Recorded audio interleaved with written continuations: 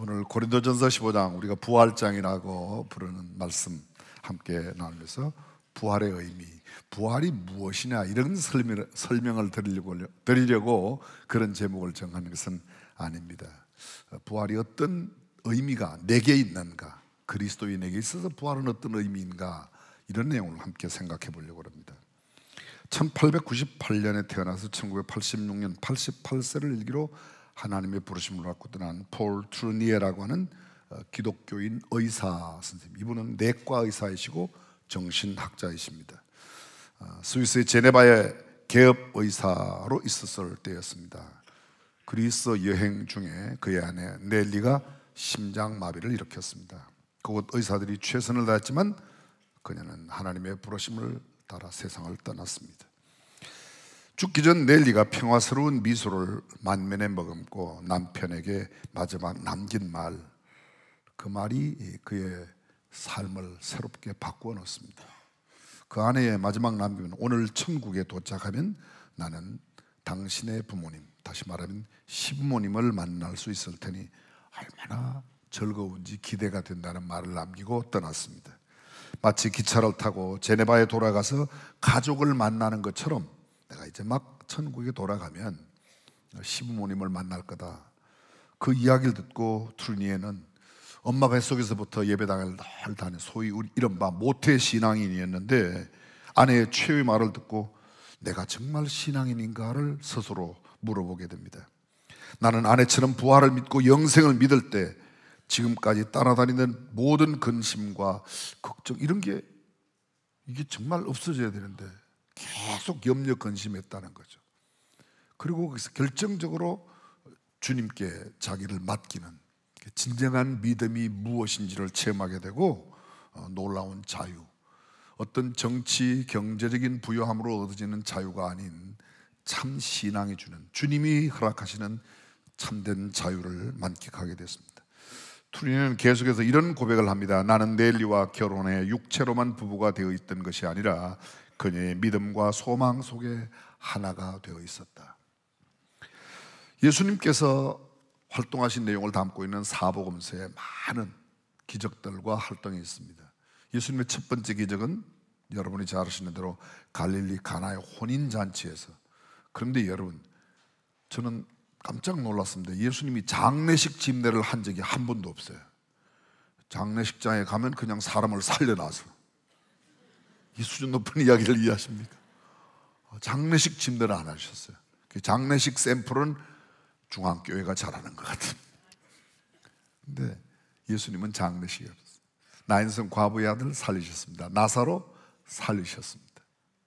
회당장 야이로의 딸 살리셨습니다. 그건 단순히 장례식 집례를 하지 않았다는 이야기로 넘어갈 것이 아니라 주님이 말씀하신 나는 부활이요 생명이니 나를 믿는 자는 죽어도 살겠고 무릇 살아서 나를 믿는 자는 영원히 죽지 아니하리라. 참된 부활신앙이 무엇인지를 사역을 통해서도 보여주셨다, 그런 이야기입니다. 1815년 6월 영국 해군과 프랑스 해군이 벨기에 워털루에서 큰 전쟁을 벌였습니다.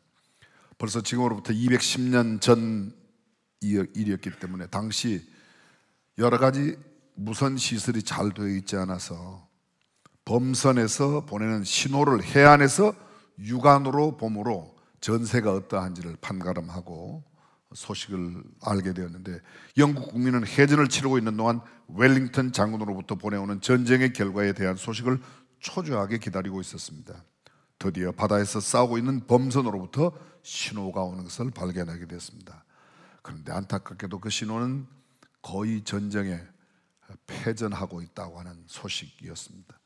온 국민은 발칵 뒤집혔습니다. 전쟁에 나가 있는 남편, 전쟁에 아들을 보낸 그 가족들, 부모님들은 초조하기 이를 데가 없는 겁니다.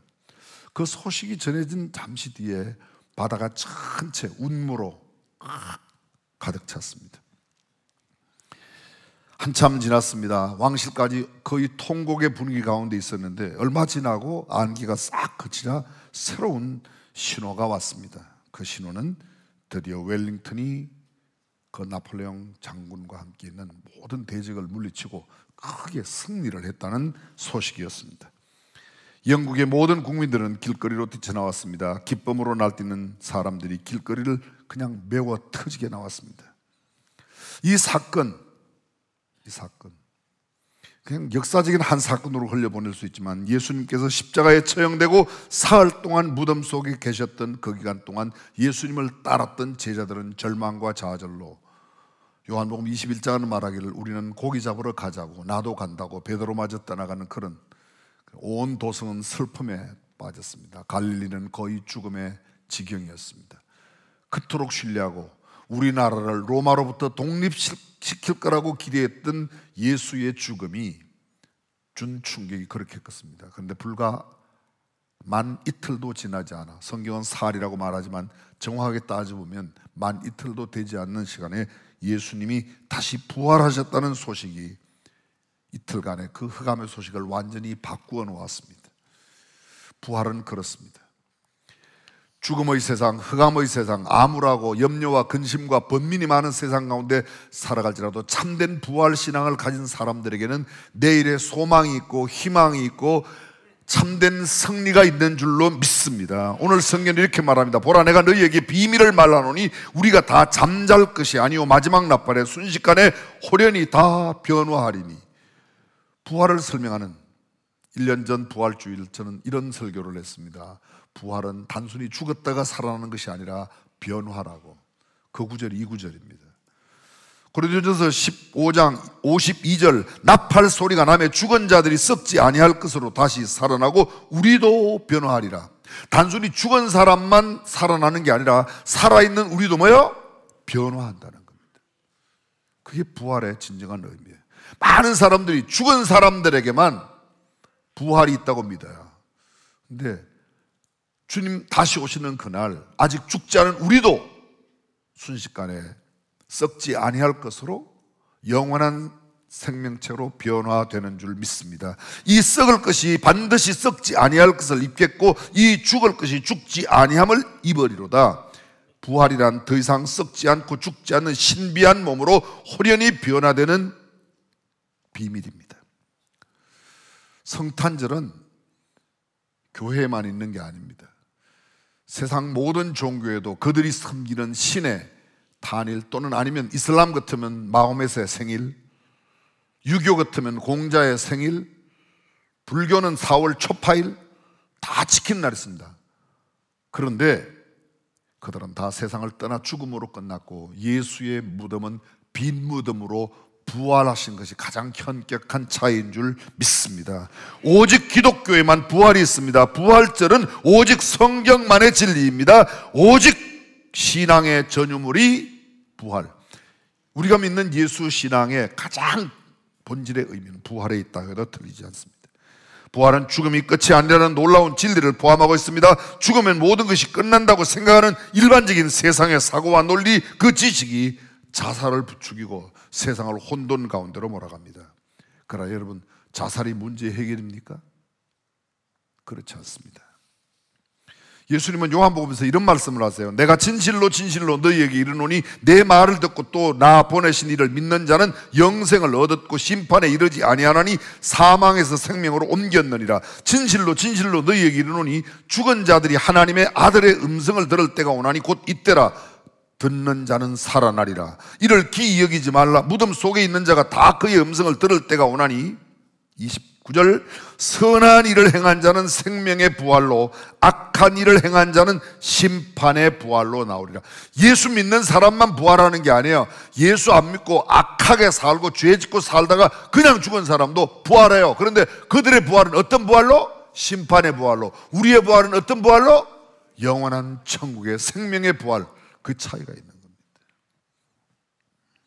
부활은 단순히 죽었다가 살아나는 것 이상 아무리 강조해도 부족할 만큼 가장 중요한 진리가 그것입니다. 단순히 죽었다가 살아나신 분은 예수님 이외에도 얼마든지 많습니다. 성경에도 얼마나 많이 있습니까? 회당장 야이로의 딸 라사로, 그 다음에요 나인성 과부의 아들.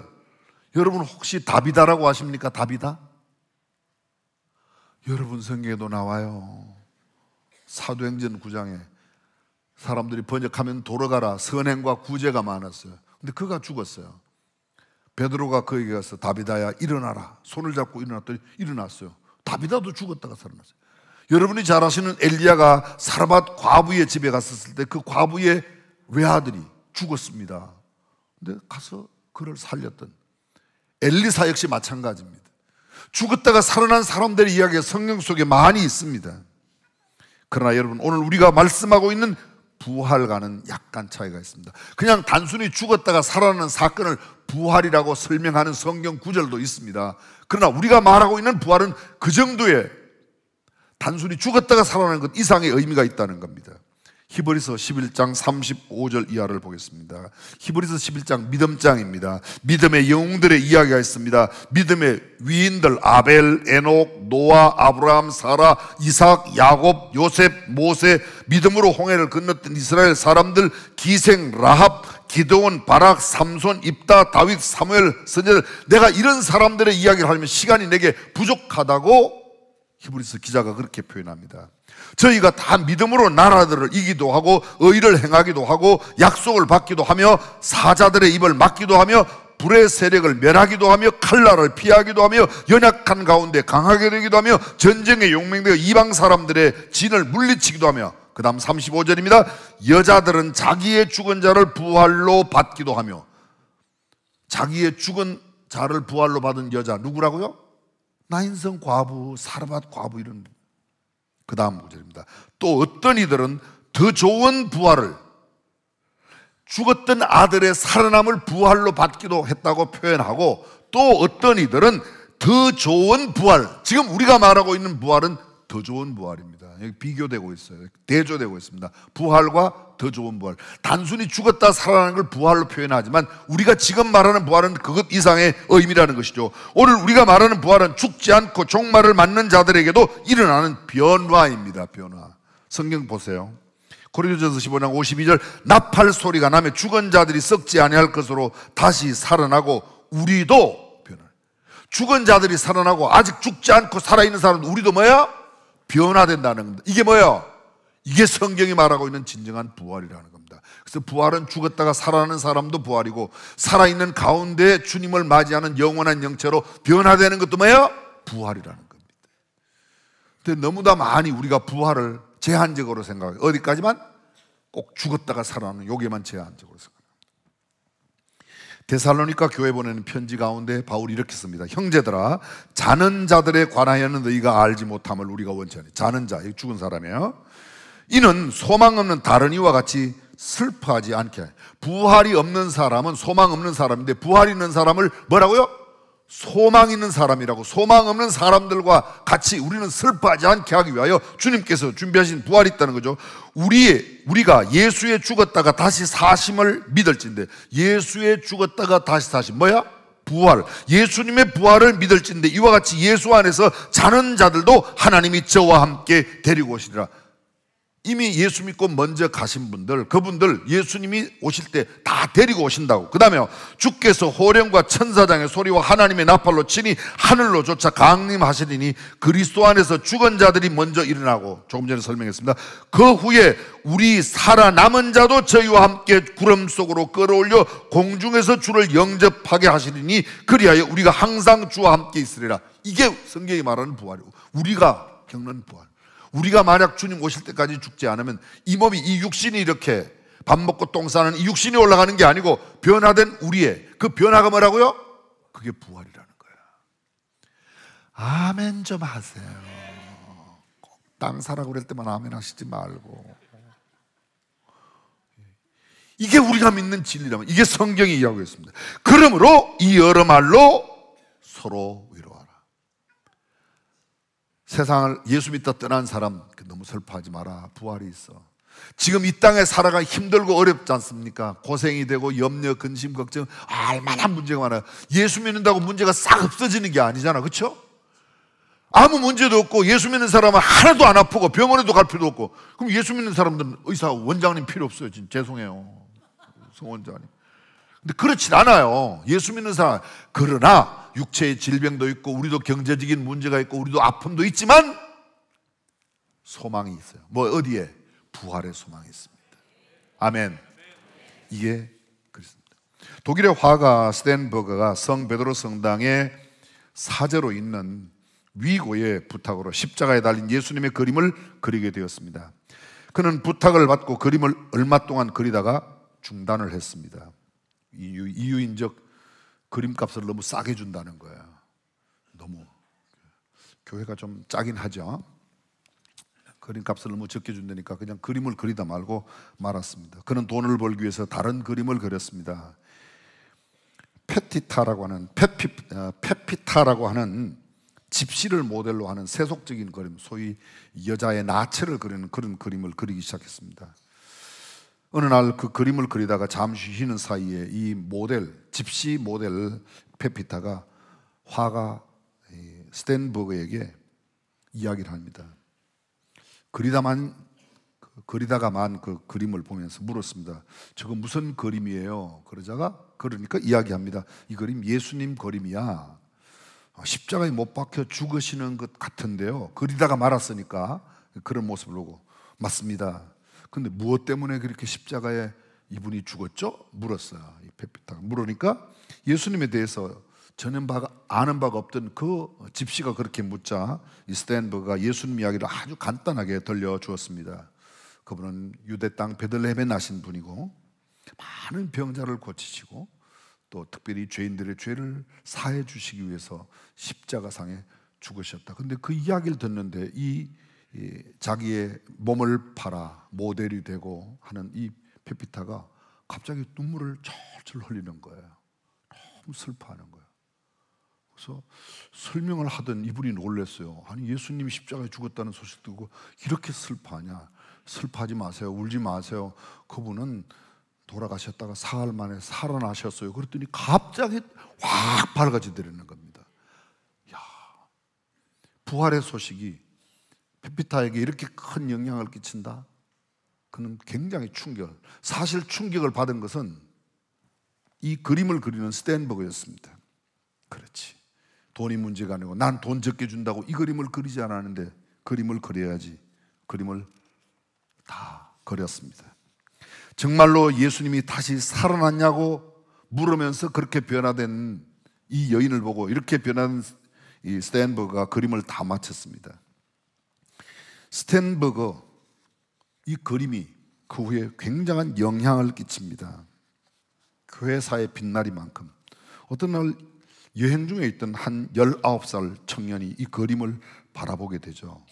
이 그림을 바라보면서 굉장히 예수 그리스도를 구주와 주님으로 만나게 되는 큰 역사를 이루게 됩니다. 그가 저 유명한 진젠돌프라고 선교사로 세계 기독교사의 이름을 남긴 사람입니다. 제가 긴 이야기를 짧게 설명드려서 여러분들이 어떻게 들으셨는지 모르지만 여러분 예수 그리스도의 부활의 메시지가 준 역사적인 사건이 얼마나 큰지 모릅니다. 이 남자 사회적인 견문을 넓히기 위해서 여행을 하다가 이 그림을 보고 이 그림 앞에서 스텐버그의 그림 앞에서 그냥 무너져 내린 겁니다.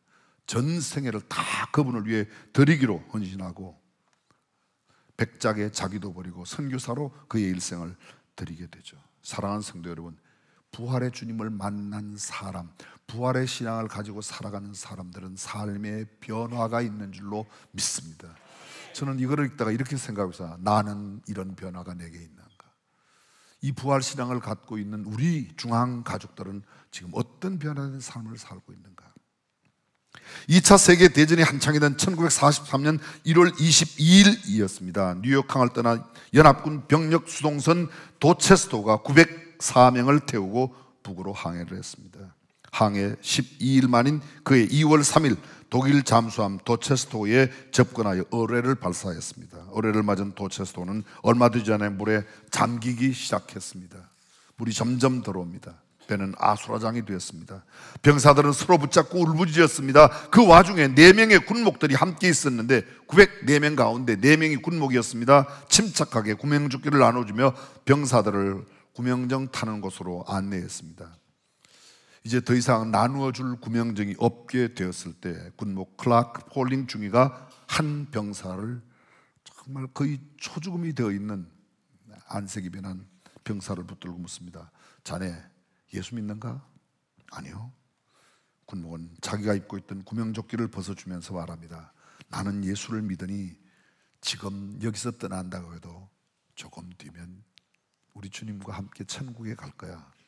자네는 이 구명조끼를 입고 꼭 살아서 예수님을 믿기를 바라고 천국에서 만나세. 4명의 군목은 모두 자신의 구명조끼를 벗어 병사들에게 주었습니다. 도체스토어는 점점 물에 깊이 들어갔습니다. 4명의 군목들은 서로 팔을 끼고 기울어진 갑판에 서서 4주를 가까이 하게 하면 십자가짐 같은 고생이나 내 일생 소원은 늘 찬송하면서 주께 더 나가기 원합니다. 그 후 생존한 병사 그레디 클락은 당시의 군목들을 바라본 최후의 모습을 훗날 생존하 이렇게 기록했습니다. 내가 본 마지막 장면은 군목들이 기도하는 모습이었습니다. 그들은 최선을 다했고 나는 그들을 다시 보지 못했습니다. 그들은 자신들이 입고 있던 구명조끼를 병사들에게 벗어주고 죽음을 택했습니다. 그 배에 탄 병사 904명 중 605명이 모두 물에 잠겨 세상을 마감했지만 전쟁이 끝난 후 살아남은 병사들은 그 군목들의 희생을 기억했습니다. 트루먼 대통령은 4명의 군목인 조지 폭스, 알렉산더 구스, 클라크 폴링, 존 와싱턴을 기리는 기념 예배당을 US 네이벌 채플을 건축하도록 지시했습니다. 필라델피아시는 용감하고 희생적인 이 4명의 군목을 영원히 기념하기 위해서 채플린스 기념관을 지었고 아울러 4명의 희생을 기억하며 불멸의 군목들이라는 기념 우표도 만들어서 발행했습니다. 1992년 작곡가 제임스가 그들을 소재로 영원한 빛 The Light Eternal이라고 하는 뮤지컬을 제작해서 큰 감동을 세상에 불러일으켰습니다. 그들이 물속에 들어가는 그 뱃속에 함께 수장될 수 있었던 것은 부활신앙이 있었기 때문인 줄로 믿습니다. 사랑하는 성도들, 우리에게 진짜 부활신앙이 있다면 오늘 다가오는 여러 가지 세파 속에서 힘들고 어려울지라도 능히 그것을 이겨내는 부활의 믿음, 그것이 진정한 승리를 가져다 줄 줄로 믿습니다. 그렇습니다. 부활은 놀라운 위력이 있습니다. 세상에 그 무엇으로 사람들이 가장 두려워하는 게 뭐예요? 죽음이에요. 어떤 것보다도, 사실 몸이 아픈 것보다도 이 아픔으로, 병으로 죽게 된다는 사실이 얼마나 우리를 공포로, 그래서 죽음의 공포가 가장 큰 공포라고 그러지 않습니까? 그러나 이 죽음을 이겨낸 부활이야말로, 죽음을 이긴다면 모든 것을 이기는데, 이 신앙이 우리의 신앙이라고 성경은 말하고 있습니다. 우리가 믿는 복음이, 성경이, 기독교가 참된 종교인 이유가 바로 여기에 있습니다. 죽음 이후에 부활이 없다면, 다시 말하면 변화가 없다면, 우리가 주님과 함께 거하는 영원한 천국이 없다면 성경은 이렇게 말합니다. 우리가 불신자보다 더 불쌍한 사람이라고. 더 불쌍하죠. 더 불쌍하죠. 매주일 나오니까. 매주일 나옵니다. 죄송합니다. 그냥 목사, 세상적인 표현이지만 맨날 하나님께 갖다 바치면서 목사한테 야단 맞는 게 성도 아니에요. 그죠? 지도 제대로 못 살면서 야단은 또 얼마나 치는지 몰라요. 저를 포함한 목사들이. 그러나 여러분, 우리에게는 영원한 소망, 부활이 있는 줄로 믿습니다. 만일 죽은 자가 다시 살아나는 일이 없으면 그리스도도 다시 살아나신 일이 없었을 터요, 그리스도께서 다시 살아나신 일이 없으면 너희의 믿음도 헛되고 너희가 여전히 죄 가운데 있을 것이요, 또한 그리스도 안에서 잠자는 자도 망하였으리니 만일 그리스도 안에서 우리가 바라는 것이 다만 이 세상뿐이면 모든 사람 가운데 우리가 더욱 불쌍한 자이라. 그러나 이제 그리스도께서 죽은 자 가운데서 다시 살아나사 잠자는 자들의 첫 열매가 되셨다. 첫 열매. 가수원에 과일이 열리면요, 첫 열매가 있는 것처럼 그 다음 과일도 계속 그 모양으로 있는 것처럼 우리 주님의 부활하심처럼 우리들도 그렇게 변화될 줄로 믿으시면 아멘. 아멘. 그게 부활신앙이에요. 그래서 세상이 알지 못하는 우리, 가난 가운데도, 고통 가운데도, 핍박과 박해 가운데도, 심지어는 옥에 끌려가고 생명을 잃어버리는 순교 앞에서도 그들의 신앙을 팔지 않는 참된 기독교의 신앙이, 성경적인 복음의 신앙이 부활이 없다면 가능하겠습니까? 그리고 정말 이 부활을 믿는다면 우리는 어떤 상황에서도 능히 승리할 줄로 믿습니다. 2025년 부활절을 맞이하여 예배드리는 저와 여러분 모두가 이 부활 신앙으로 온 세상 어떤 무엇도, 어떤 환경도 처지도 이겨내는 신앙인으로 살아가시기를 주님의 이름으로 축복합니다.